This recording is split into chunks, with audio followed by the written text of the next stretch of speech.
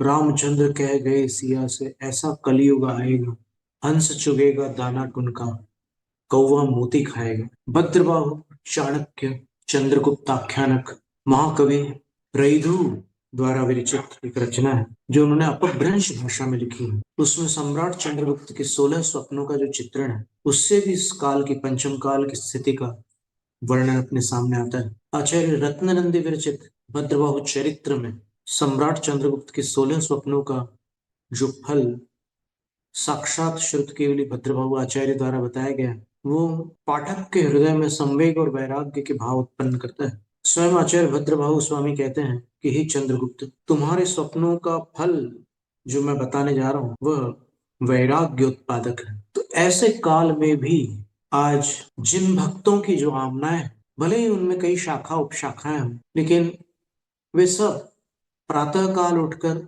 महामंत्र का स्मरण करते हैं, नमोकार को अपने ध्यान में लाते हैं, स्नान आदि शारीरिक क्रियाओं से निवृत्त होकर कुछ प्रभातकालीन धार्मिक क्रियाओं में संलग्न होते हैं। ये जैन परिवारों का एक सामान्य क्रम है।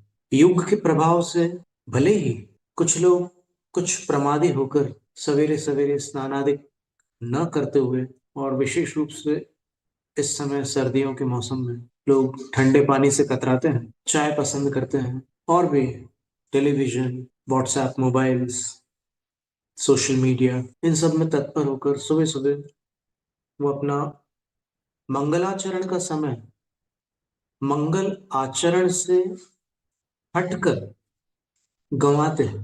तो ये अपना चयन है, मन अपना है। मन को बदल दो तो आचरण बदलता है।